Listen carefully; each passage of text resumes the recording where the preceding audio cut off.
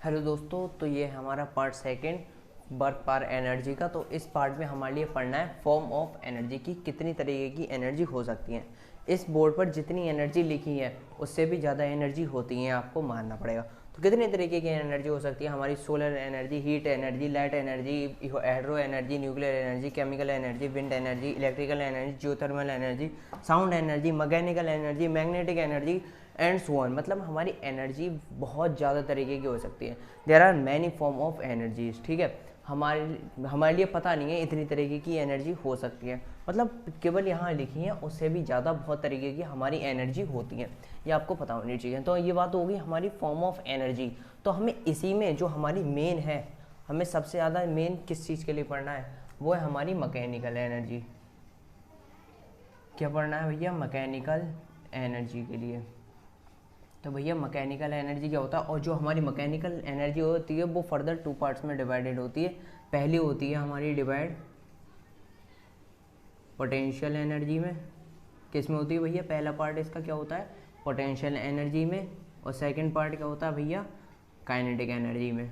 तो हमें पता लग गया कि हमारी मैकेनिकल एनर्जी, जो हमारी फॉर्म ऑफ एनर्जी है, उसमें मेन हमारी मैकेनिकल एनर्जी वो भी दो पार्ट्स में डिवाइड होती है। एक होती है पोटेंशियल और एक होती है काइनेटिक एनर्जी।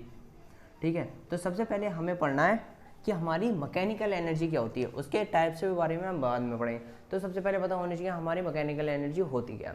तो मैकेनिकल एनर्जी आप इस तरीके से कह सकते हैं कि पोटेंशियल हमें पता है किसके लिए कहते हैं, कि रुकी हुई चीज़ के लिए, मतलब कोई चीज़ रुकी हुई है। और काइनेटिक मतलब मूवमेंट के लिए, कोई चीज़ चल रही है उसके लिए। और जब ये दोनों पार्ट इसमें से आए हैं तो मतलब जब जो हम एनर्जी अपने रेस्ट और मोशन से गेन करते हैं उसे हम मैकेनिकल एनर्जी कहते हैं। ठीक है, तो इसकी डेफिनेशन आपकी बुक में लिखी हुई है, जैसे दी हुई: the energy of a body due to its state of rest और motion is called mechanical energy. जो आप अपनी एनर्जी रेस्ट और मोशन से गेन करते हैं उसके लिए हम कह देते हैं मैकेनिकल एनर्जी। ठीक है, और हमारे लिए क्या दिया हुआ है कि there are two form of energy, potential energy और काइनेटिक एनर्जी। और हम अपनी टोटल मैकेनिकल एनर्जी किसके लिए कहते हैं? तो देखो ये चीज़ रफ कर देते हैं। अब बात करते हैं हमारी टोटल मैकेनिकल एनर्जी क्या होती है भैया। टोटल मैकेनिकल एनर्जी क्या होता है भैया? तो हमारी टोटल मैकेनिकल एनर्जी होती है, आप इस तरीके से लिख सकते हैं, sum of potential energy and kinetic energy. Kinetic energy, total mechanical energy is equals to sum of potential energy plus kinetic energy. ये आपकी टोटल मैकेनिकल एनर्जी होती है। ठीक है, total mechanical energy of a body is the sum of potential and kinetic energy. ये आपकी होती है टोटल मैकेनिकल एनर्जी। यह बात भी हमें पता लगी। हमें क्या पता लग गया कि मैकेनिकल एनर्जी क्या होती है, कि जो हमारी रेस्ट और मोशन से जो हमारी एनर्जी गेन होती है उसके लिए हम कहते हैं मैकेनिकल एनर्जी। और टोटल मैकेनिकल एनर्जी हमारी क्या होती है? Sum of potential plus kinetic energy is equal to total mechanical energy. ये हमें पता लग गया। अब बात करते हैं हमारे लिए क्या दिया हुआ है, पोटेंशियल एनर्जी। अब बात करते हैं पोटेंशियल एनर्जी क्या होती है। तो पोटेंशियल एनर्जी हमने बता दिया आपके लिए कि कोई चीज़ जब रुकी हुई होती है उससे जो एनर्जी हमें मिलती है वो होती है पोटेंशियल एनर्जी, किसी भी रुकी हुई चीज़ के लिए। तो इसमें किस तरीके से डिफाइन किया हुआ है? The energy of a body at rest due to its position और configuration is called potential energy. The energy of body due to its rest और configuration is called potential energy। और इसके लिए हम रिप्रेजेंट करते हैं अपने सिंबल U से। ये हमारा U है, U। ठीक है, U से हम अपनी पोटेंशियल एनर्जी के लिए डिफाइन करते हैं। ठीक है, तो पोटेंशियल एनर्जी हमारे लिए पता है कि the energy of a body at rest due to its position और configuration is called potential energy. इसका सिंबल है U। और इसके कुछ एग्जांपल से समझ लेते हैं कि पोटेंशियल एनर्जी क्या होती है। ये तो बात हो गई डेफिनेशन की, डेफिनेशन की हो जाती है, कभी कभी हर किसी के लिए समझ में नहीं आती है डेफिनेशन, तो उसके लिए भाई एग्जांपल, आपके एग्जांपल मेन कौन से हो सकते हैं, आपकी बुक में भी अच्छे एग्जांपल दिए होते हैं। जैसे हमारा वाटर स्टोर्ड होता है टैंक में, ठीक है, आपके छत पर टैंक रखा हुआ, उसमें जो वाटर स्टोर्ड है उसमें एक पोटेंशियल एनर्जी, और जैसे हमारे डैम में पानी स्टोर होता है तो वहाँ पर भी हमारी पोटेंशियल एनर्जी। तो water stored in tank, water stored in tank और डैम, ये दोनों हमारे हो गए पोटेंशियल एनर्जी के पहले एग्जांपल। और जैसे ये कह सकते हैं कोई भी बॉडी हमारी कोई एक एबव हाइट पर है, ठीक है, ऊंचे हाइट पर, वो किस में, एरोप्लेन में कह सकते हैं। जब वो बैठता है कोई पैसेंजर हमारा, ठीक है, जब वो बैठा हुआ है एरोप्लेन में, तो एरोप्लेन जा रहा है तो वो पोटेंशियल एनर्जी, वो तो अपनी जगह बैठा ही हुआ है, तो वो आपकी हो गई पोटेंशियल एनर्जी। कोई चीज़ अगर एबव रखी हुई है, अब आपके यहाँ टेबल है से, ठीक है, स्टडी टेबल, अब ये आपकी बुक्स रखी हुई हैं एक के ऊपर एक, तो ये आपकी पोटेंशियल एनर्जी में है। तो आपकी बस पोटेंशियल एनर्जी इसी तरीके से डिफाइन होती है, और इसमें पोटेंशियल एनर्जी में आपका कुछ नहीं दिया है। अब लेकिन पोटेंशियल एनर्जी में एक बात आ जाती है दूसरी, पोटेंशियल एनर्जी किस किस पार्ट में और फर्दर डिवाइड हो सकती है। तो पोटेंशियल एनर्जी, हमारी फॉर्म ऑफ पोटेंशियल एनर्जी दो तरीके की है। There are two forms of potential energy. कौन कौन सी फॉर्म ऑफ पोटेंशियल एनर्जी है? पहली है आपकी ग्रेविटेशनल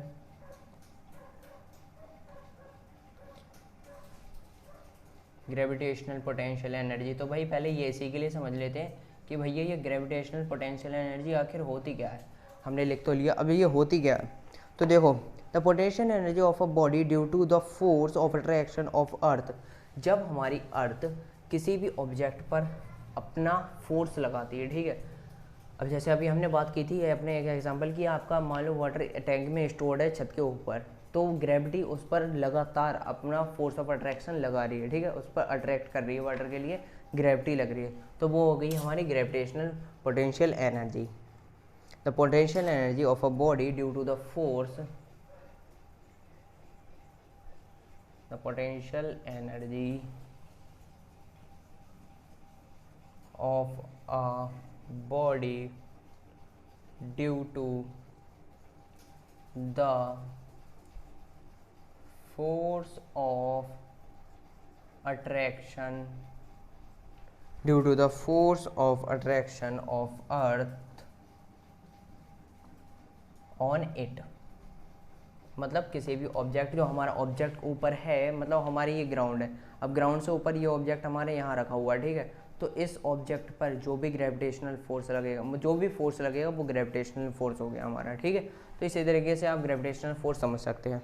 अब दूसरा हमारा आ जाता है इलास्टिसिटी, ठीक है, इसका भाई एक एग्जांपल हो जाएगा। इसका अगर एग्जांपल कभी पूछ ले तो भाई लिख देना, water stored in a tank और डैम, मतलब दोनों ही हम कह सकते हैं, ठीक है।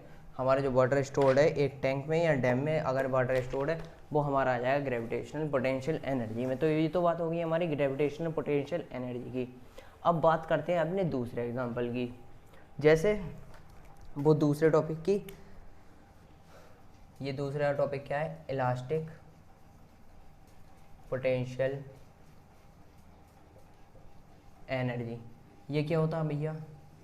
तो इलास्टिक पोटेंशियल एनर्जी, आपको इतना नाम सुन के अगर कुछ समझ में आ रहा तो ठीक है, क्योंकि इलास्टिक पोटेंशियल एनर्जी होता क्या है।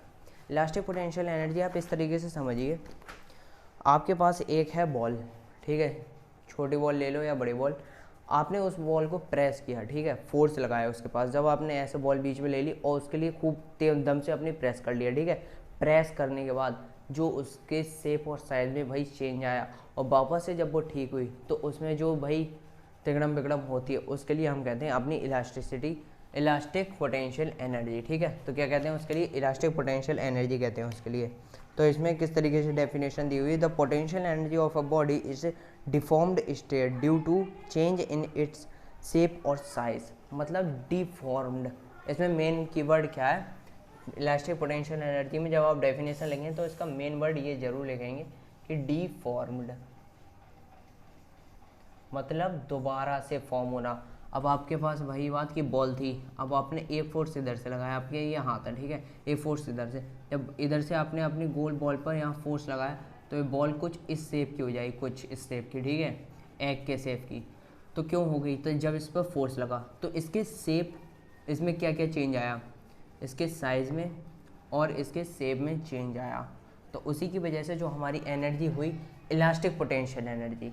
तो इसी की डेफिनेशन आपकी बुक में लिखी हुई है। तो आपका ये कंसेप्ट भी क्लियर हो गया। एक बार नहीं हुआ तो और बता देते हैं। जैसे आपके पास एक बॉल है, आप फुटबॉल ले लो, ठीक है, जिसमें थोड़ी सी हवा कम हो, ठीक है, वो उसमें हवा पूरी टाइट नहीं है। अब मान लेते हैं आपके पास ये बॉल है, ठीक है, फुटबॉल, और आपने ऐसा खूब दम से आपने इसके लिए प्रेस किया, खूब दम से इसके लिए प्रेस किया, तो मान लो ये आपका यहाँ बॉल थोड़ी प्रेस हो गई। जब फोर्स ज़्यादा लगाओगे तो बॉल प्रेस होगी, अगर उसमें थोड़ी भी हवा कम होगी तो बॉल प्रेस हुई, उसके साइज और शेप में चेंजिंग आई, उसी के लिए हम अपनी इलास्टिक पोटेंशियल एनर्जी कहेंगे। बात सीधी है। तो इसमें देखो आपके इलास्टिक पोटेंशियल एनर्जी में कौन कौन से मेन एग्जाम्पल आ जाते हैं। सबसे पहला एग्जाम्पल जो हम बता रहे हैं वही आ जाता है कंप्रेस्ड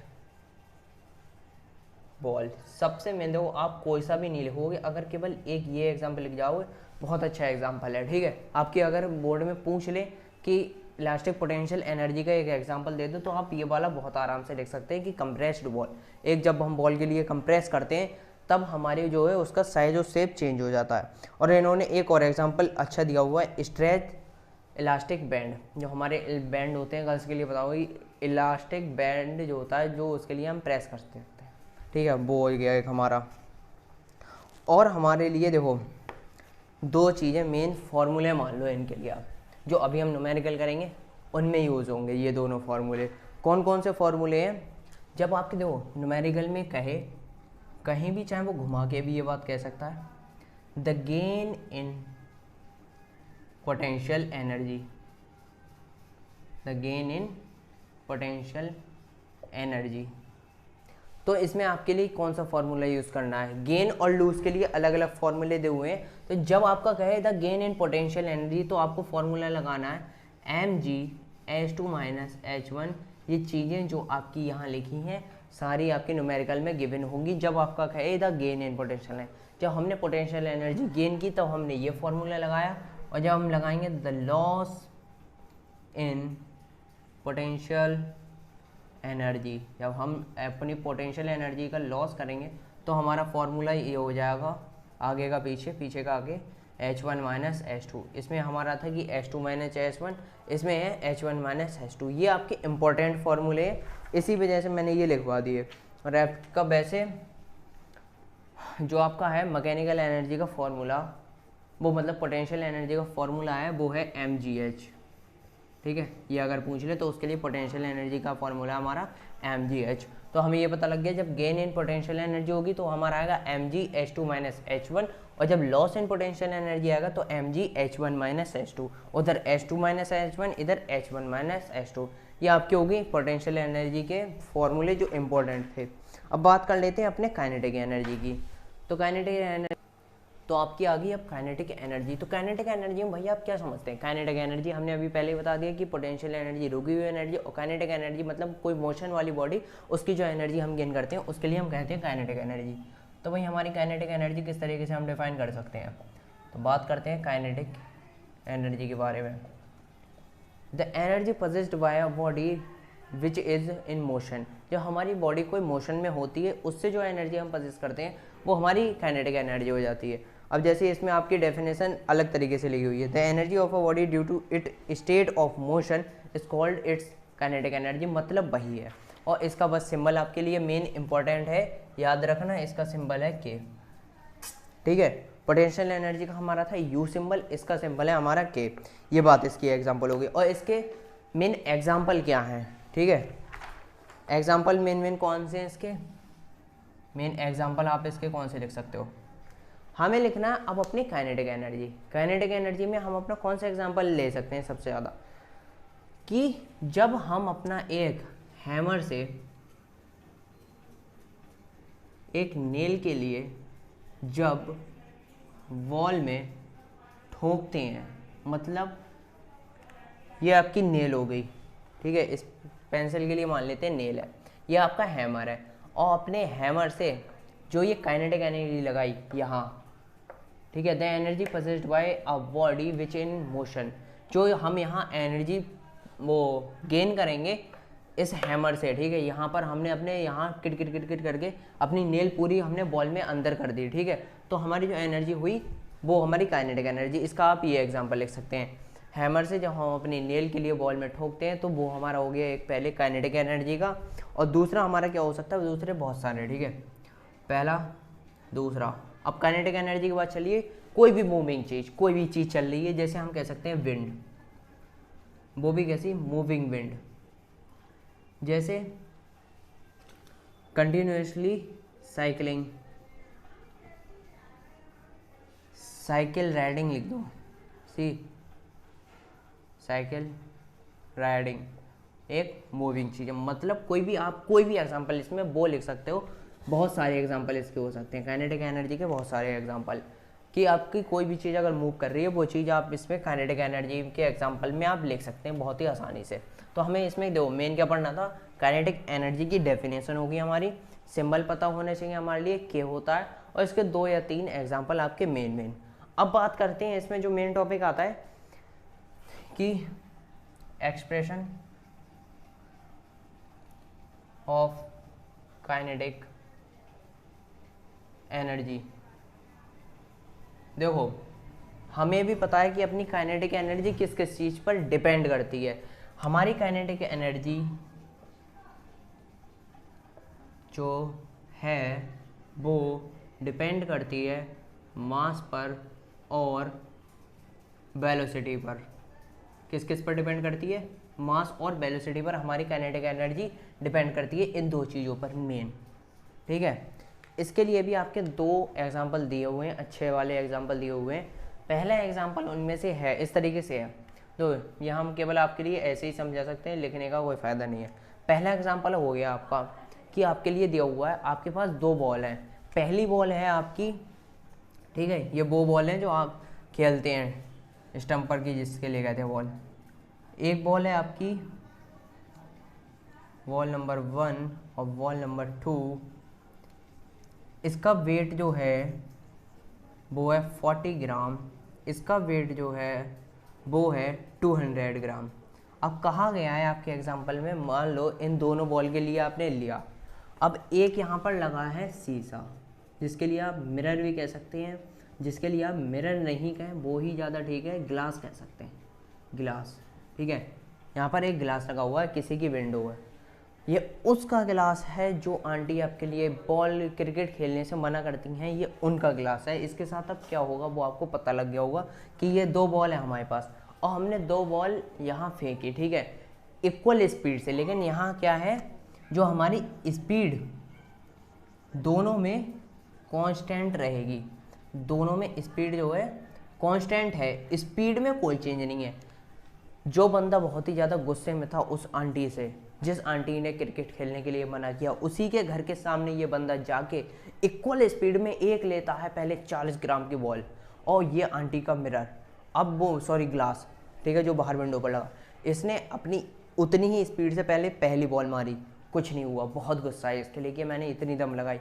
फिर इसने और हैवी बॉल उठाई 200 ग्राम वाली, 200 ग्राम की, अब इसने बॉल उठा के उतनी ही स्पीड से ये भी मारी, मतलब ये इसने दम तो ज़्यादा लगानी चाहिए, लेकिन बॉल थोड़ी इससे ज़्यादा 40 ग्राम से 200 ग्राम की होगी, अब थोड़ी हैवी बॉल होगी। अब इसने उतनी ही कांस्टेंट स्पीड से उस ग्लास पर जब फोर्स लगाया, मतलब फेंकी बॉल, ठीक है, फोर्स लगा के, तब वो ग्लास ब्रेक हो गया, ग्लास हमारा यहाँ से ब्रेक हो गया।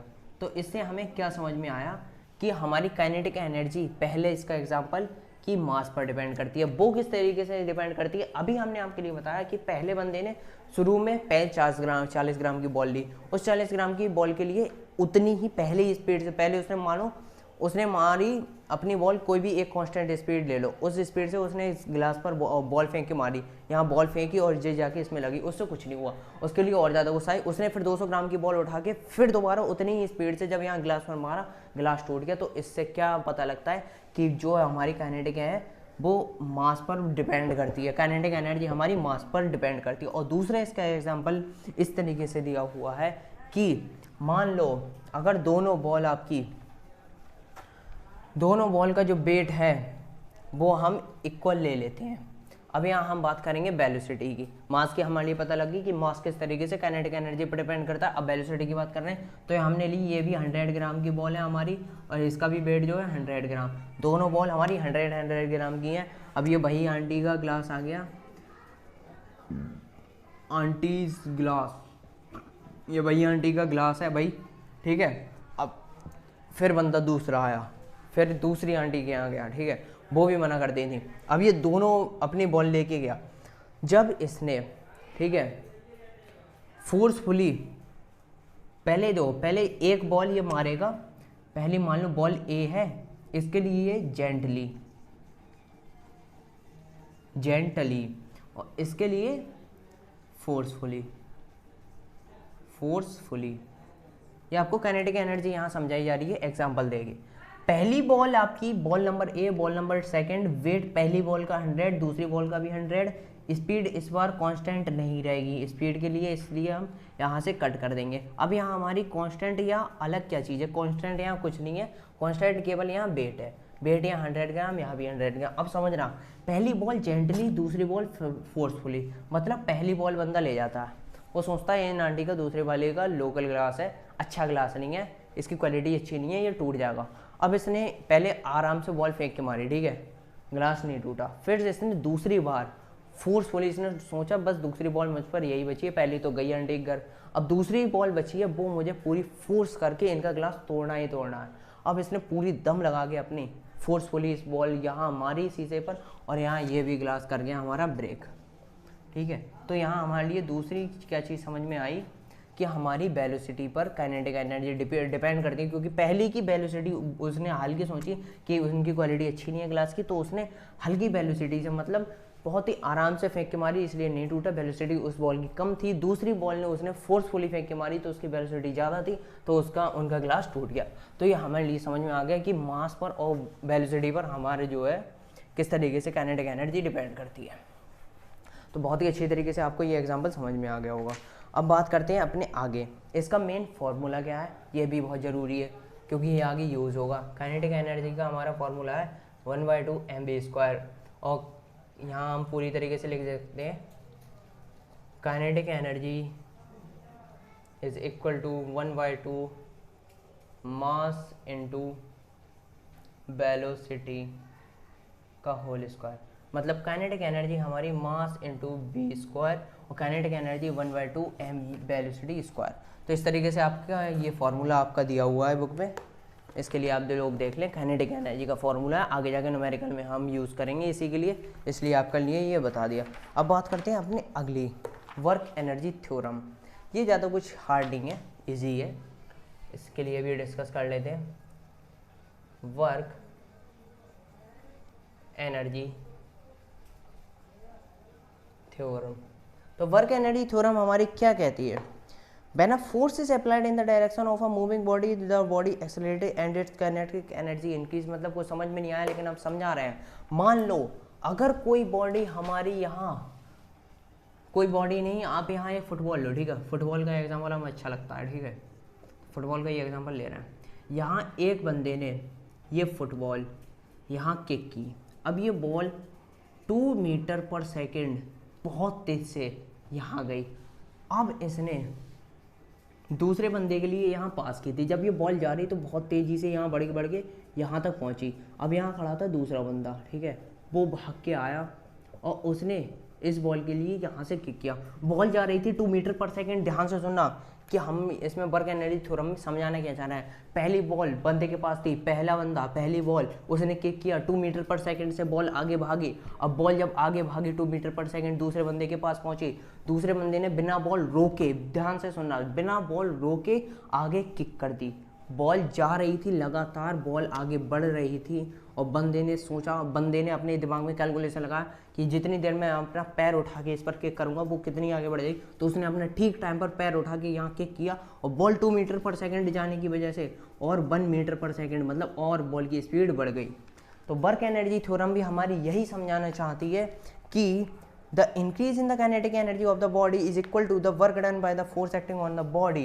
मतलब when a force is applied on in the direction of moving body, जब हमने एक फोर्स जिस डायरेक्शन में जा रही थी बॉडी उसी डायरेक्शन में हमने फोर्स लगाया, तब क्या हुआ, तब body accelerate and it's kinetic energy increase. तब इसकी काइनेटिक एनर्जी चलने की रफ्तार 2 मीटर से 1 मीटर हो गई। ये तो केवल मैंने अपनी तरफ से कहा कि इसकी काइनेटिक एनर्जी बढ़ गई, बस यही कहना चाह रहा है वर्क एनर्जी थ्योरम। आपकी डेफिनेशन दी हुई है अलग तरीके से बुक में।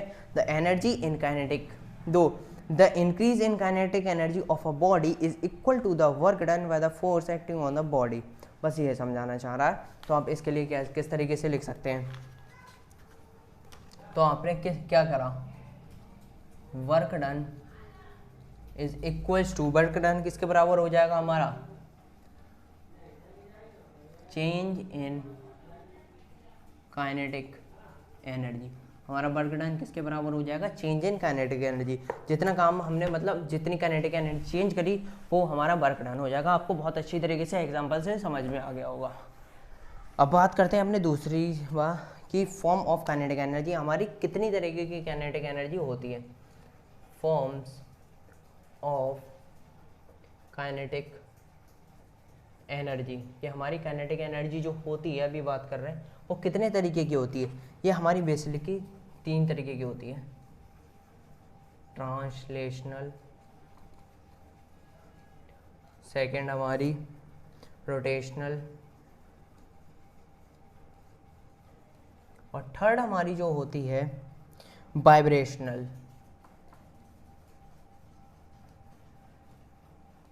अब आप आगे लिख सकते हैं kinetic energy, kinetic energy, kinetic energy, यहाँ पे लिख दो। अब मेन हमारे लिए यहाँ नेम ध्यान नहीं रखने, मेन हमारे इन्हें कॉन्सेप्ट समझना है कि इनका कॉन्सेप्ट है क्या।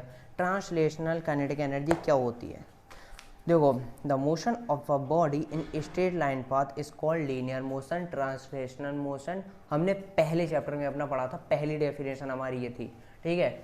क्या थी हमारी, the motion of the body in straight line path. जब हम एक बॉडी के लिए स्ट्रेट लाइन पाथ में आगे करते हैं, ठीक है, आगे ले जाते हैं एक बॉडी के लिए बिल्कुल स्ट्रेट लाइन में ले जाते हैं, तब वो क्या होता है, ट्रांसलेशनल और लीनियर उसे मोशन कहते हैं, ठीक है, समझ में आ गया।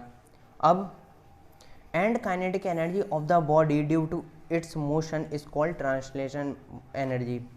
इसी के लिए ट्रांसलेशन काइनेटिक एनर्जी भी कहते हैं। अब एक एग्जांपल इसका, a vehicle moving on a straight road, freely falling body, a man walking on a straight path, molecule of monoatomic gas etcetera.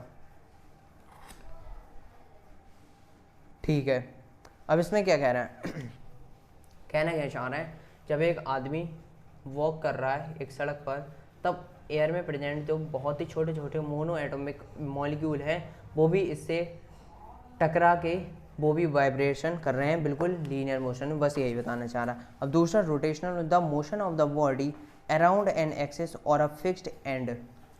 Rotational मतलब सेंट्रीपेटल सेंट्रीफ्यूगल की बात थोड़ी थोड़ी यहाँ हो रही है, ठीक है। It's called rotational motion and the kinetic energy due to its this type of motion is called rotational kinetic energy. इसी की भी, ठीक है, रोटेशनल काइनेटिक एनर्जी कहते हैं, समझा हुआ है। अब इसका एग्जांपल क्या दिया, a spinning top blade of a moving fan, rotation of earth around its own axis, electron spinning around the nucleus. बस वही बात है यार, देखो जो हम पहले डिस्कस कर रखे हैं अलग अलग तरीके से देते हैं, Sun, Mercury, Venus, Earth, Mars, Jupiter, Saturn, Uranus, Neptune. Mercury, Venus, Earth, Mars, Jupiter, Saturn, Uranus, Neptune. 1 2 3 4 5 6 7 8, ठीक है, पूरे नहीं बने। अब बस बात कर रहे हैं कि हमारे जो रोटेशनल मोशन ये हो गया कि हमारे जो प्लैनेट हैं वो अपने अपने एक्सिस पे मूव कर रहे हैं, तो बस यही इनका रोटेशनल मोशन समझाने का एक तरीका हो गया। और उसी के लिए रोटेशनल काइनेटिक एनर्जी कहते हैं। सिंपल तरीके से बता रहे हैं, ज़्यादा कुछ हार्ड नहीं है। डेफिनेशन वगैरह पूछ लेंगे, वैसे हम नहीं आती हैं, आई नहीं है, ज़्यादा नहीं है, कभी आ गई तो आ गई, लेकिन इतनी इंपॉर्टेंट नहीं है डेफिनेशन, सिर्फ बता दे रहे हैं तब भी। और तीसरा एग्जांपल देखो, वाइब्रेशनल काइनेटिक एनर्जी का एग्जांपल इस तरीके से हो गया, moving water, a turning fork. Turning fork का एग्जांपल भाई बहुत ही ज़्यादा चलता, तो अभी बताएंगे। और turning for struck again a rubber band, ठीक है। Plucking the string of guitar, तब हमारी काइनेटिक एनर्जी वो वाइब्रेशनल एनर्जी होती है। जब हम एक गिटार के एक वायर के लिए ऐसे करते हैं टिन टिन, थोड़ी देर तक होता है, तो वो हमारी वाइब्रेशन काइनेटिक एनर्जी हो जाती है, ठीक है। इसी तरीके से आपका है द ऑसिलेटिंग पेंडुलम एक्सेट्रा। अब पेंडुलम से हम आपके लिए वाइब्रेशन समझा सकते हैं, वो आगे अभी हम पढ़ने वाले हैं, ठीक है। अब इससे पहले एक चीज़ हम डिस्कस कर लेते हैं, अपनी इंपॉर्टेंट चीज़ हो गई, जो ये चीज़ आपकी मेन थी डेफिनेशन। कोई लिखने का ज़्यादा फ़ायदा नहीं था, टाइम ज़्यादा जाता, इसलिए ऐसे ही आपके लिए ये समझा देंगे। अब डिफरेंस बता दो भाई, किस किस में भैया डिफरेंस, पोटेंशियल एनर्जी में, और किस में भैया, काइनेटिक एनर्जी में। किस किस में भैया, पोटेंशियल एनर्जी और काइनेटिक एनर्जी में। हमारे लिए आप कुछ डिफरेंस बता दीजिए। अब कुछ की बात है, अगर ये आपका क्वेश्चन 2 मार्क्स में आए तो आपको मैक्सिमम इसमें 3 पॉइंट लिखनी है, अगर 3 मार्क्स का है तो आपको 4 पॉइंट लिखने हैं, ठीक है। 2 मार्क्स का तो 3, और अगर आपको याद है तो 4 भी लिख सकते हैं। अगर 3 मार्क्स का है तो 4 से 5 पॉइंट बनते हैं, बहुत हैं, इतने वैसे लिखता नहीं हो कोई, ठीक है। पहली बात, पोटेंशियल और काइनेटिक एनर्जी के डिफरेंस में पहली इनकी आ गई डेफिनेशन, वो आप लिख सकते हैं खुद। इन दोनों की हम लिख देंगे डेफिनेशन, किसकी, काइनेटिक की और पोटेंशियल एनर्जी की, दोनों की हम लिख देंगे अपनी डेफिनेशन। बिल्कुल हो गया। और लिख देंगे कि कौन सी चीज़ हमारी वर्क पर डिपेंड करती है और कौन सी नहीं करती है। अब ऐसे हमारा potential energy, it is equal to the work done in moving the body in change state. अब it is equal to the work done by moving body before coming to rest. बेकार, बिल्कुल बेकार डिफरेंस है। अब देखो, ये एक चीज़ इसमें अच्छी हुई दी हुई है कि जो आपकी पोटेंशियल एनर्जी है, it can only be change it can only be change into kinetic energy। क्योंकि हमें पता है अगर हमारी कोई भी बॉडी रुकी हुई है और वो किस चीज़ में हमारी केवल चेंज हो सकती है, वो आपको भी पता है कि हमारी कोई चीज़ एक रुकी हुई है तो वो ऐसा तो नहीं है और कोई एनर्जी में चेंज हो जाएगी। वो केवल अगर रुकी हुई चीज़ है तो वो हमारी कोई चलने वाली चीज़ में या हल्की हल्की चलने, वाइब्रेशन कुछ भी कर लो तो वो हमारी काइनेटिक एनर्जी में चेंज होगी। और हमें ये पता है कि कोई भी और काइनेटिक एनर्जी पूरा मत लिखो, डायरेक्ट रख दो, it can be change into another form. ये और भी सारी फॉर्म में चेंज हो सकती है, हमारी काइनेटिक एनर्जी बहुत सारी फॉर्म में चेंज हो सकती है। ये आपका अच्छा डिफरेंस दिया हुआ था। It does not depend on the speed of the body, it does depend on the speed of the body. पता है कि हमारी स्पीड बात करी थी, ये मास और वेलोसिटी पर खासकर डिपेंड करती है, हमारी क्या, मास एंड वेलोसिटी पर। तो वेलोसिटी हमारी हो गई स्पीड, तो आप ये कह सकते हैं कि ये डिपेंड होती है स्पीड पर डिपेंड होती है और ये स्पीड पर डिपेंड नहीं होती है। तो इस तरीके से आप ये समझ सकते हैं, छोटी छोटी बात 2-3 पॉइंट में आप लिख के इसे आराम से ख़त्म कर सकते हैं। डिफरेंस वगैरह बहुत ईजी होते हैं। सबसे पहले वही बताता, मैंने पिछली वीडियो में बताया कि डिफरेंस लिखने का सही तरीका क्या होता है। कुछ नहीं पता है तो आप एक डिफरेंस तो आराम से ही लिख सकते हैं, और मैक्सिमम मैं तो कहता हूँ मिनिमम आप 2 तो लिख ही सकते हैं। देखो कौन कौन से, पहली होगी उनकी डेफिनेशन, और दूसरा एक कोई ऐसा डिफरेंस आपको पता ही होगा जो आप, ऐसा हो नहीं सकता कि पता नहीं हो, वरना एक डिफरेंस तो हो गया, उनकी डेफिनेशन लिख दी, पहला डिफरेंस यही होता है, ठीक है। अब एक ये लोग कहते हैं conversion of potential energy into kinetic energy, वो हमें यार पता है। तो अगर तुम चाहते हो लिख के बताएं तो देखो इनमें टाइम वेस्ट होता है, लिख दे रहे हैं conversion of potential energy into kinetic energy, कि हमारी पोटेंशियल एनर्जी काइनेटिक एनर्जी में बदलती है। उसके भाई कुछ इन्होंने एग्जांपल दिए हुए हैं, तो उनके लिए हम किस तरीके से भैया समझ सकते हैं। तो भैया आप देख लो, पहला इन्होंने जो एग्जांपल दिया हुआ अच्छा एग्जांपल है, तो इसके लिए हमारे लिए जो अच्छा एग्जांपल होता है उसका भैया हम किस तरीके से समझते हैं, आपको अच्छी तरीके से पता है कि अच्छे एग्जांपल को अच्छे तरीके से समझने के लिए सबसे बेस्ट तरीका होता है डायग्राम। डायग्राम भी तो अच्छा नहीं बनना है। ये आपका धनुष किस तरीके से होता है, इसी तरीके से तो होता है, ठीक है। यहाँ एक वायर बंधा हुआ होता है। अब यहाँ इन्होंने जो पहला है कुछ इस तरीके से कि यहाँ पर जो तीर आपका है वो बिल्कुल पीछे खिंचा हुआ है। ये आपकी जो तार यहाँ पर होता है, तार पूरा यहाँ पर तना हुआ है, पूरी इसने अपनी अंदर अभी क्या कर लिया है, पोटेंशियल एनर्जी भर रखी है। भर के जब आप एक धनुष में अपना तीर बांध के पीछे खींचते तब उसमें क्या आ जाती है, पोटेंशियल एनर्जी। तो इसमें भी अभी क्या आई हुई है, पोटेंशियल एनर्जी, पोटेंशियल एनर्जी। जब आप इस तने हुए तीर के लिए छोड़ देंगे तब इसमें क्या आ जाएगी, पोटेंशियल से काइनेटिक। और हमें पता है कि पोटेंशियल एनर्जी केवल काइनेटिक एनर्जी में हमारी चेंज हो सकती है और काइनेटिक एनर्जी और कोई फॉर्म में चेंज हो सकती है। लेकिन हमारी अगर ये पोटेंशियल एनर्जी में है, ये बाण हमारा धनुष बाण, तो ये इसे जब हम अपने तीर के लिए छोड़ेंगे तब ये हमारा काइनेटिक एनर्जी में आगे भाग जाएगा, ठीक है। तो इसके लिए हम अगला डायग्राम इस तरीके से बना सकते हैं समझाने के लिए।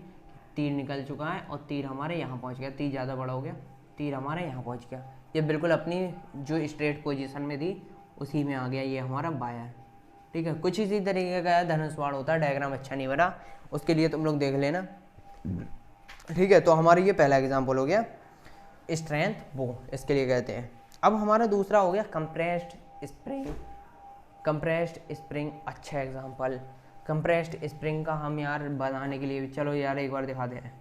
ये आपका एग्जाम्पल नंबर 2 है। ये आपका कोई लकड़ी का बोर्ड है, ठीक है। यहाँ हमारा स्प्रिंग है, वो भी कंप्रेस्ड है इस वक्त, ठीक है, कंप्रेस्ड है बहुत ज़्यादा। इस पर रखी हुई है हमारी एक बॉल रखी हुई है।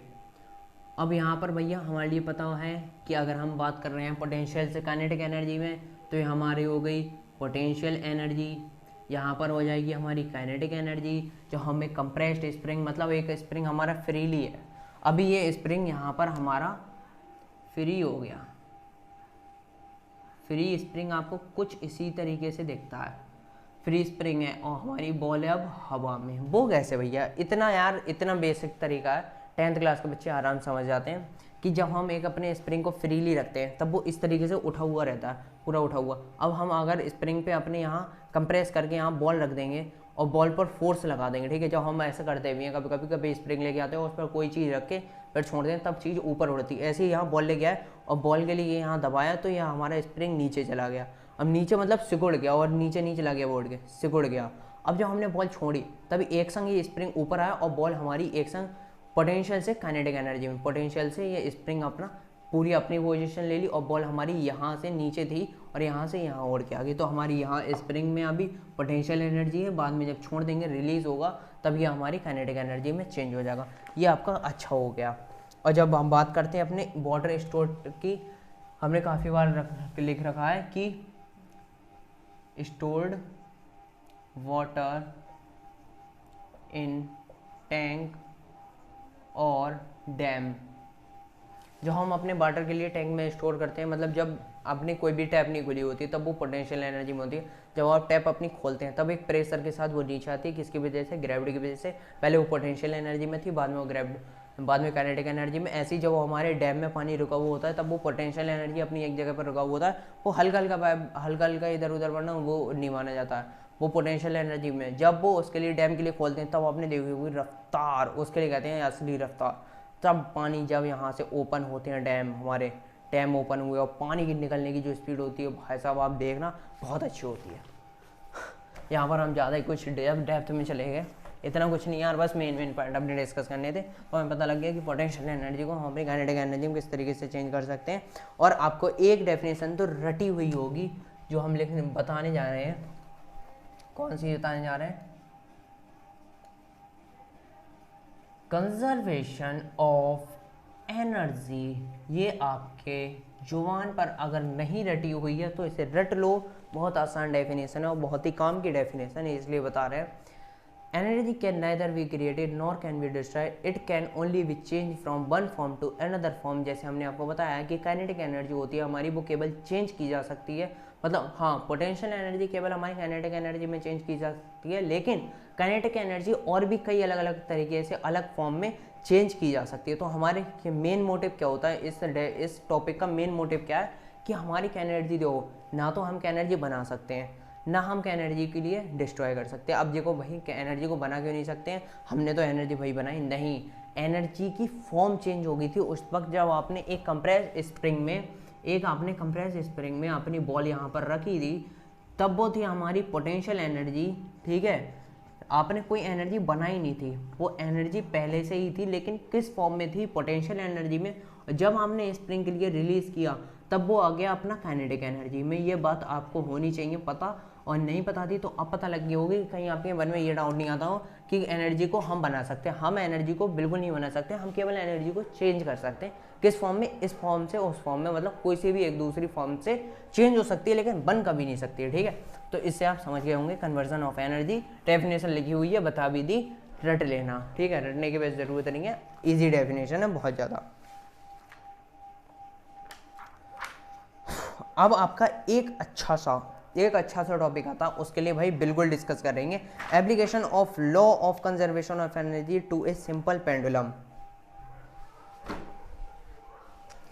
कौन सा भैया,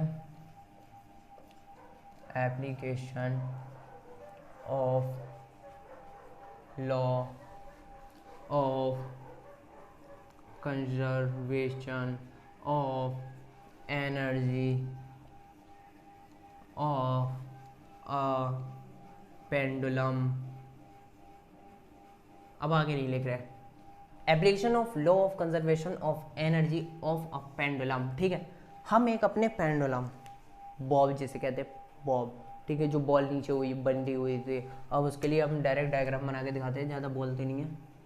या हमारे यहाँ बॉल यहाँ पर फिक्स होगी इस पॉइंट पर, उस पॉइंट के लिए कहेंगे हम ओ, ये हमारा पॉइंट हो गया ओ, जहाँ पर ये हमारा वायर फिक्स है। ठीक है, ये हमारा पॉइंट हो गया ओ। अब यहाँ पर हमारी बॉल पहले बंधी हुई है, और पहले पूरा डायग्राम बना लेते हैं, फिर आपको समझाते हैं।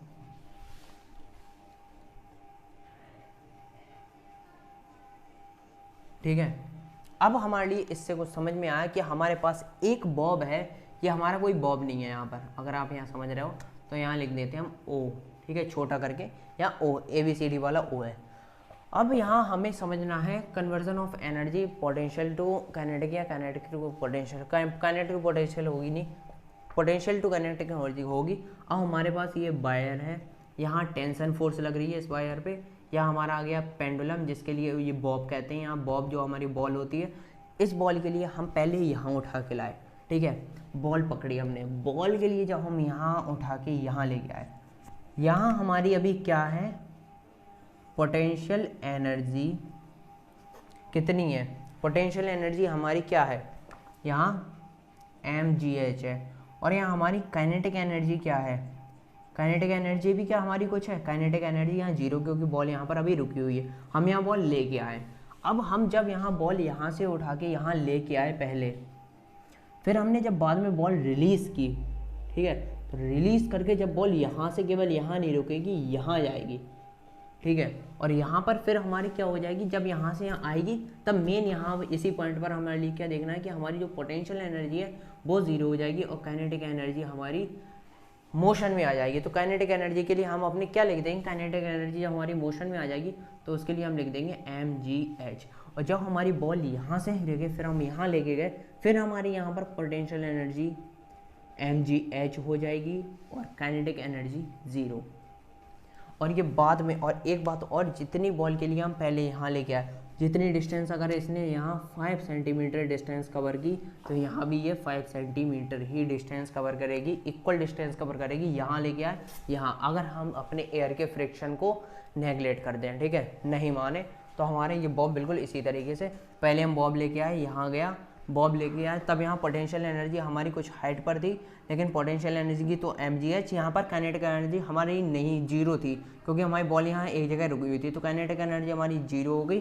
फिर हम जब यहाँ से बॉल छोड़ी, तब बॉल हमारी डायरेक्ट सरकते हुए यहाँ तक आई, जब यहाँ ही तो हमारी पोटेंशियल एनर्जी mgh होगी और काइनेटिक एनर्जी 0 होगी, लेकिन यहाँ बीच में पोटेंशियल एनर्जी 0 हो जाएगी और काइनेटिक एनर्जी mgh हो जाएगी। ये बात आपको अच्छी तरीके से पता होनी चाहिए, इतनी बात समझ में आ जाए, ठीक है। अब आपकी बहुत तरीके की एनर्जी दी हुई है, वेरियस फॉर्म ऑफ एनर्जी, जो हमने पहले ही अपनी वीडियो शुरू होने से हुई तभी बात कर ली थी, जैसे solar energy, heat energy, light energy, hydro energy, chemical energy, electrical energy, nuclear energy, wind energy, magnetic energy, mechanical energy, बहुत सारी आपकी एनर्जी होती है। तो आपकी एनर्जी बहुत सारी होती हैं, यहाँ कोई लिखने से फ़ायदा नहीं है और आप भी नहीं पढ़ें क्योंकि ये आती नहीं है एग्जाम में, सबसे पहली बात। अब बात करते हैं अपने न्यूमेरिकल्स के बारे में, ठीक है। ये तो आपकी हो गई सारी अच्छी मेन टॉपिक थ्योरी, ठीक है, थ्योरी की मेन टॉपिक यहाँ कवर कर ली। अब बात करते हैं अपने न्यूमेरिकल के बारे में। तो सबसे पहला अपना न्यूमेरिकल क्या होगा, इजी न्यूमेरिकल से स्टार्टिंग करते हैं। तो भाई आपका ये आ गया पहला न्यूमेरिकल आपके सामने। न्यूमेरिकल छोटा है, इजी है, समझ में आ जाएगा, पढ़ के देख लो एक बार, बिल्कुल। When a force of 20 Newton is applied on a pedal of a bicycle, एक पेडल, आप साइकिल चलाते हैं, आपने अपने पेडल पर 20 न्यूटन का फोर्स, बहुत हो गया, इमेजिनरी है, ठीक है, ये न्यूमेरिकल की बात हो रही है, रियल में नहीं, 20 न्यूटन बहुत हो गई, ठीक है। 20 न्यूटन का आपने अपने एक पेडल पर फोर्स लगाया, तो आपका जो वर्क हुआ वो 600 जूल हुआ। एक 20 न्यूटन का फोर्स, अगर आपने साइकिल का पेडल घूम रहा है और यहाँ ऊपर आती है, आपने 20 न्यूटन का फोर्स लगा दिया अपने पेडल पर, तो आपका जो वर्क हुआ वो 600 जूल वर्क हो गया। अब ये पूछ रहा है व्हाट इज द डिस्टेंस, तो डिस्टेंस पूछ रहे हैं through which the cycle moves, cycle जा रही है आगे, तो इसकी डिस्टेंस पूछ रहे हैं।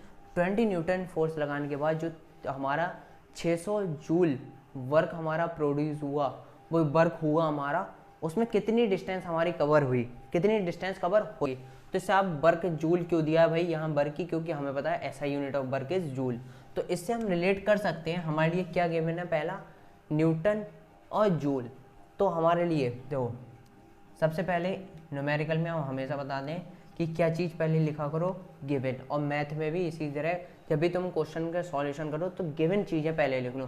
तो गिवन क्या है, पहले हमारे लिए क्या दिया है, work is equals to 600 joule and force is equal to 20 newton. अब हमें पता है कि हमारा वर्क का फॉर्मूला यहाँ लगना चाहिए, क्योंकि हमें पता है यहाँ डिस्टेंस अगर पूछा है तो हमें सब कुछ क्या है, work is equal to force into displacement, और डिस्टेंस डिस्प्लेसमेंट बात, ठीक है। अब work is equal to force into displacement, ये हमारे डिस्प्लेसमेंट का सिंबल होता है, जिसके लिए नहीं पता है उसके लिए पता लग जाएगा, उसी के लिए नहीं पता होगा जिसने हमारी पिछली वीडियो नहीं देखी, उसमें सब कुछ बताया हुआ है। अब वर्क हमारा पता है कि डिस्टेंस निकालना है, मेरा हमें ये पता है, तो डिस्टेंस हमारा यहीं रह जाएगा, तो work by force is equal distance, ठीक है, हमारे यहाँ डिस्टेंस हो गया। तो वर्क हमारा कितना गिवन है, 600 जूल, 600 बाय फोर्स कितना गिवन है, 20, 0 0 2 30, तो हमारा 30 मीटर, 30 मीटर हमारी डिस्टेंस, ठीक है, यह हमारी डिस्टेंस है, इसके लिए अलग लिख देते हैं। तो इस पूरे न्यूमेरिकल दो मेन, जिसके लिए नहीं समझ में आया उसके लिए एक बार और, कि when a force of 20 Newton is applied on the pedal, जो हमने एक अपने पेडल पे 20 न्यूटन का फोर्स अप्लाइड किया, तो हमारा 600 जूल वर्क हो गया।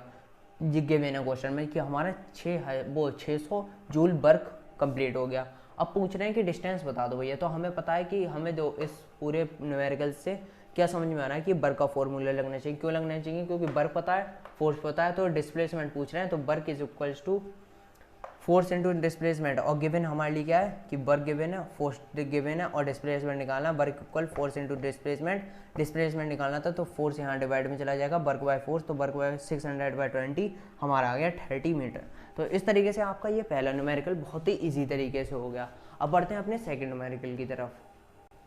तो ये आ गया हमारा भाई सेकेंड न्यूमेरिकल। इस तरीके का न्यूमेरिकल देखो, आपका यहाँ एंगल पर गिवन है, मेन पॉइंट आपको यहाँ से ये समझना चाहिए कि आपका यहाँ एंगल गिवन है, तो हमारा कॉस वाला जो फॉर्मूला था वो लगेगा। तो आप पहले एक बार न्यूमेरिकल रीड कर लें। A force of 20 newton displace a body, पहली बात हमारे लिए यहाँ से फोर्स पता लग गया कितना है 20 newton, displace a body by distance 2 metre, 2 metre यहाँ हमें डिस्टेंस पता लग गया, एफ और एस हमारे लिए पता लग गया, और एंगल हमें पता है 60 degree to its own direction, जिस डायरेक्शन में जा रहा। अब 60 डिग्री का इस पर जब फोर्स जब इस पर फोर्स लगा 20 न्यूटन का, या कोई चीज़ ऐसे जा रही है, अब इस पर फोर्स लग गया 20 न्यूटन का, तो ये 60 डिग्री अपना एंगल बना के ऊपर, ठीक है, 60 डिग्री का एंगल बन गया ग्राउंड से, तब इसने 2 मीटर डिस्टेंस कवर की। Find the amount of work done. अब वर्क डन हमें इस पूरे समझ में आ गया कि हमारे लिए सॉल्व क्या करना है, कौन सा फॉर्मूला लगाना है। तो हमें सबसे पहले कि गिवन लिख लेना है कि गिवन है क्या क्या, उसके बाद लिख लेंगे। तो हमारे लिए पता है कि हमारा जो फोर्स है वो हमारा 20 न्यूटन है, और हमारा जो डिस्टेंस है एस मतलब 2 मीटर है, और हमारा कॉस 60 डिग्री, मतलब एंगल, मतलब कॉस नहीं लिखते हैं, थीटा लिख लो आप, और हमारा थीटा 60 डिग्री गिवन है। तो हम पूरा लिख सकते हैं work is equal to force into displacement in the direction of force।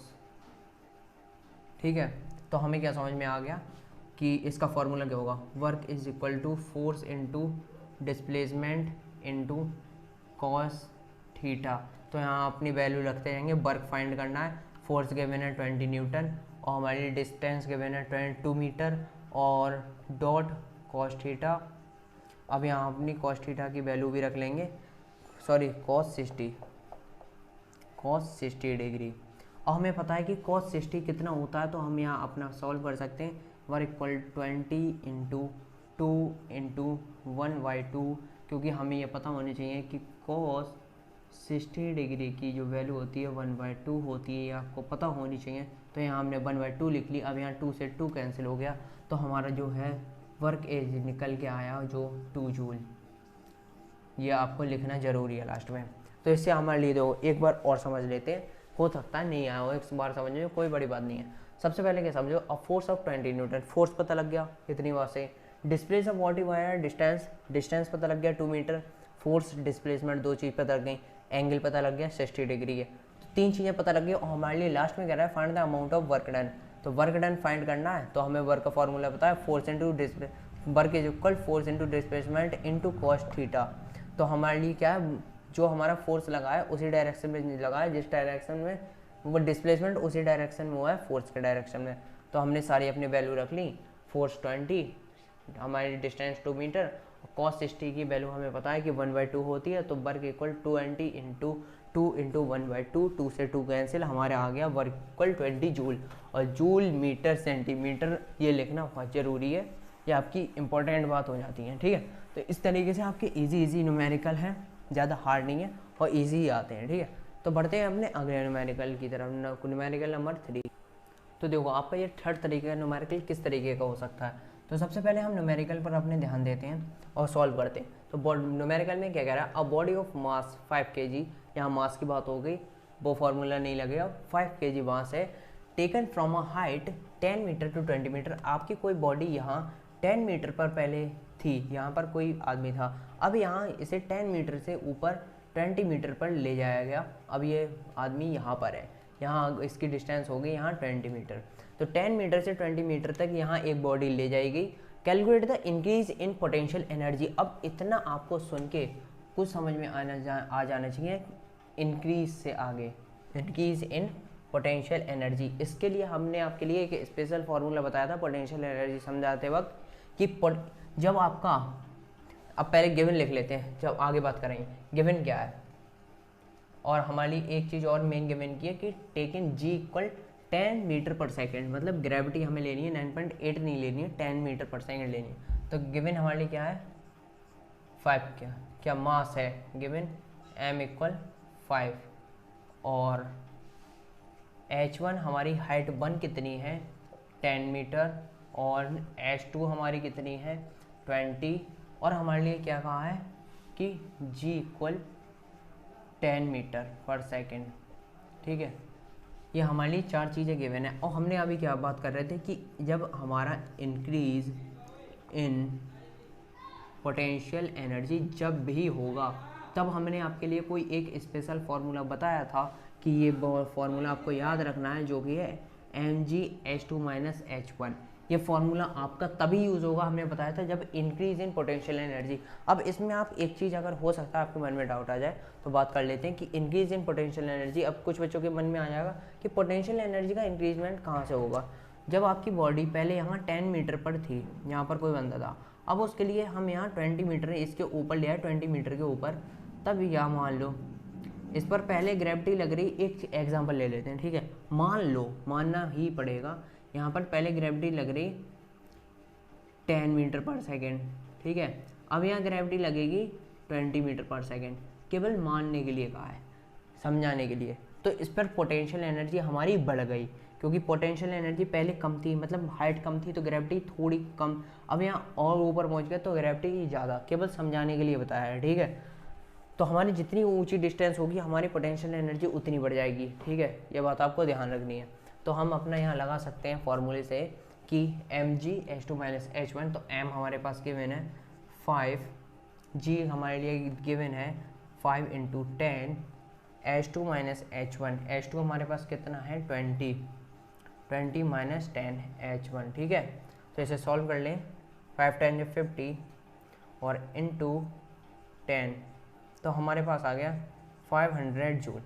बहुत ही सिंपल तरीके से न्यूमेरिकल आपके गिवन है।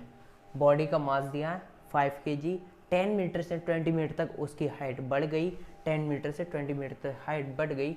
ग्रेविटी भी दी, अगर ग्रेविटी नहीं देते हैं किसी केस में तो आप ग्रेविटी 9.8 लेंगे, ये ज़्यादा केस में वैलिड करती है।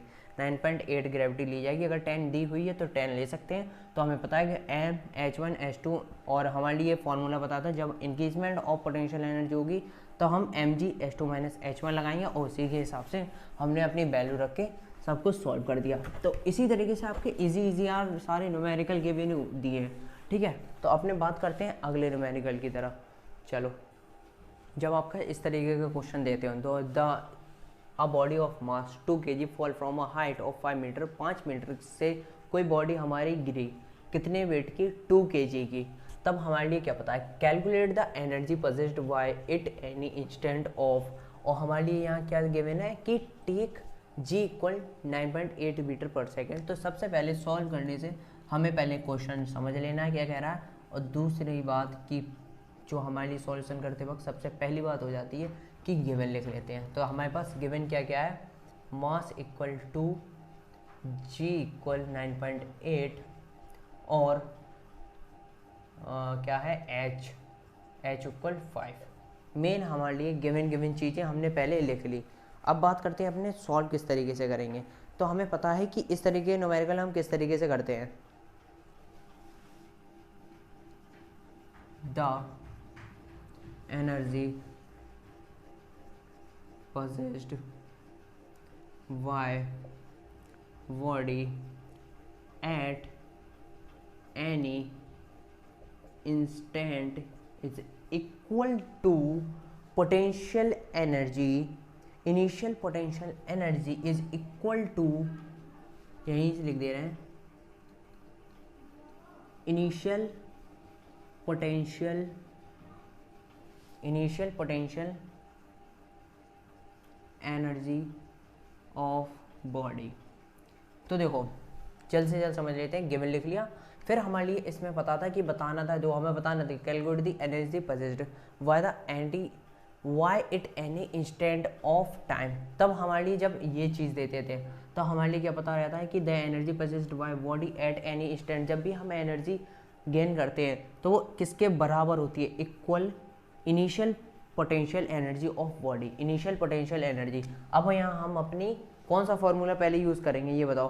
फॉर्मूला यूज़ होगा हमारा mgh वाला, कौन सा, mgh वाला। तो हमें पता है m2g 9.8 × 5, इनके सबके मल्टीप्लाई करके 2 5 = 10 और 10 × 9.8 पॉइंट हट जाए 98 जूल। ये हो गया आपका आंसर। तो बहुत ही सिंपल आंसर निकल गया, केवल न्यूमेरिकल की लैंग्वेज हमारे लिए समझ में आ जाए, पूरा सॉल्यूशन हम बहुत अच्छी तरीके से कर सकते हैं। तो इसी की तरह आपके बहुत इजी तरीके के न्यूमेरिकल दिए हुए हैं, ठीक है। अब एक दो और देख लेते हैं आपके, अगर न्यूमेरिकल अच्छे हैं तो उन्हें और करवा लेते हैं, फिर एंड हो जाएगा। देखो दूसरा आपका क्वेश्चन है इजी तरीके का, बहुत इजी है, अगर जिसके लिए समझ में नहीं आया क्वेश्चन पढ़ के उसी के लिए केवल हार्ड लगेगा। तो हमारा इजी तरीके का क्वेश्चन है, एक बार आप पढ़ के ज़रूर देखें। तो देखो, calculate the kinetic energy of a body. सबसे पहले हमारे लिए क्या समझ में आ गया कि इसमें हमें कैलकुलेट क्या करना है, काइनेटिक एनर्जी करनी है। फार्मूला इतने पर आपके दिमाग में तुरंत आ जाना चाहिए। काइनेटिक एनर्जी नाम सुनते ही फार्मूला आ जाना चाहिए 1/2 mv², बिल्कुल याद आना चाहिए 1/2 mv², 1/2 mv², 1/2 mass into velocity का होल स्क्वायर, इतना याद आ गया, बिल्कुल समझ में आ गया। ऑफ अ बॉडी, मास हमारे लिए गिवन है 4 kg, मास हमारे लिए 4 kg गिवन है। स्पीड हमारे लिए गिवन है कि 10 मीटर पर सेकेंड। स्पीड के लिए हम यहाँ काइनेटिक एनर्जी में क्या कहते हैं, velocity. Velocity V stand for velocity. ये बातें यार दो न्यूमेरिकल की, आप लैंग्वेज समझते ही वो न्यूमेरिकल पढ़ते ही आपको उसकी लैंग्वेज समझ में आ जानी चाहिए और आपको तुरंत ही दिमाग में आ जानी चाहिए कि करना क्या। अब सबसे पहले गिवन आप लिख लो, ठीक है, गिवन लिख लिया आपने। गिवन क्या है हमारे पास, m = 4, और हमारे लिए स्पीड के लिए हम लिख लेंगे अपने b 10 मीटर पर सेकेंड। अब हम अपना काइनेटिक एनर्जी का फॉर्मूला लगा देंगे। तो हमारे लिए काइनेटिक एनर्जी का हमारे लिए क्वेश्चन में ही पढ़ते हुए समझ में आ गया था कि फॉर्मूला क्या है। काइनेटिक एनर्जी का हमारा फॉर्मूला है 1/2 mv², 1/2 मास इंटू वेलोसिटी का होल स्क्वायर, ठीक है, स्क्वायर छोटा सा बनाएंगे। अब 1/2 यहाँ हमने अपनी वैल्यू रखी, 1/2 मास कितना है हमारा इंटू 4 इंटू वेलोसिटी हमारी कितनी है, बहुत ईजी तरीके से दिया हुआ है 10 का होल स्क्वायर। 10 का होल स्क्वायर होता है हमारा 100, यहाँ होगी 2 की मल्टीपल। जब 100 की 2 से मल्टीपल होगी तो हमारी आ गई क्या, हमारे कैलकुलेट द काइनेटिक एनर्जी। तो हमारी काइनेटिक एनर्जी का सिंबल लिख लेते हैं कि वो आ गई हमारी 2 की मल्टीप्लाई हो जाएगी 200। तो बस बहुत सिंपल तरीके से भाई आपका ये भी क्वेश्चन सॉल्व हो गया कि आपकी जो काइनेटिक एनर्जी आई वो कितनी आई, 200 जूल। ये चीज़ बिल्कुल लिखनी है लास्ट में, भूलना मत, ठीक है। तो हमने पहले गिवन लिख लिया। क्वेश्चन पढ़ते हैं हमारे लिए कहा था कि काइनेटिक एनर्जी फाइंड करनी है, तो हमने अपना फॉर्मूला लगा लिया 1/2 mv²। तो 1/2 मास गिवन है 4 और हमारी स्पीड दी है, तो स्पीड के लिए हम कहते हैं वेलोसिटी। तो वेलोसिटी हमने अपनी रख ली b² की जगह, b² की जगह 10 का होल स्क्वायर। तो हमारा हो गया 100, 2 से 2 कटा 2 बचा, और 2 × 100 200। तो हमारा ये भी क्वेश्चन सॉल्व हो गया। मतलब बहुत ईजी तरीके से आपके क्वेश्चन दिए हुए हैं और थोड़ी बहुत लैंग्वेज वो इधर उधर कर देते हैं, और बाकी आपके न्यूमेरिकल बहुत ईजी तरीके से दिए हुए हैं। अभी एक और देख लेते हैं आपका। तो इस न्यूमेरिकल में आपको ध्यान देने वाली चीज़ क्या है, पहले एक बार रीड कर लो, ठीक है। What will be the ratio of kinetic energy, पहली चीज़ पता लग गई, काइनेटिक एनर्जी ऑफ। तो एक बार दोबारा ध्यान से न्यूमेरिकल भाई पहले एक बार पढ़ते हैं, फिर हमारे लिए तुरंत समझ में आ जाता है कि करना क्या है। तो हम पहले ध्यान से पढ़ेंगे। What will be the ratio of kinetic energy of 2 buses A and B, bus A and bus B with equal mass moving with different velocity। कौन सी डिफरेंट वेलोसिटी ऑफ 10 मीटर पर सेकेंड, 12.25 मीटर पर second. तो हमारे लिए सबसे पहले क्या करते हैं भैया, हम सबसे पहला स्टेप हमारा क्या होता है, गिवन लिख लेते हैं। तो गिवन हमारे लिए क्या है, वेलोसिटी ए बस की कितनी है 10 मीटर, 10 लिख लो केवल, ठीक है, और velocity of bus B is 12.25। ये हमारे लिए मेन चीज़ गिवन है, बिल्कुल समझ में आ गई हमारे लिए। अब हमारे लिए एक चीज़ पता है, as kinetic energy K is directly proportional to b²। हमारा काइनेटिक एनर्जी वेलोसिटी के डायरेक्टली प्रोपोर्शनल होता है, बिल्कुल होता है, मास इंटू वेलोसिटी। हमने आपके लिए एग्जांपल पीछे दे के समझाया था पूरा डिटेल में, ठीक है। तो हमारा k जो होता है, हमारे लिए पता है कि k हमारा डायरेक्टली प्रोपोर्शनल होता है b² के।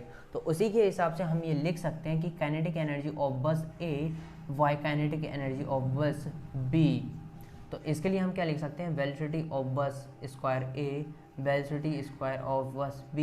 तो इसमें हम किस तरीके से रख सकते हैं कि 10 मीटर का वो स्क्वायर और 12.25 का 12 पॉइंट लगाए, ठीक है, 12.25 का होल स्क्वायर, 10 10 100 और 12 मल्टीपल करके पॉइंट हटा के 150।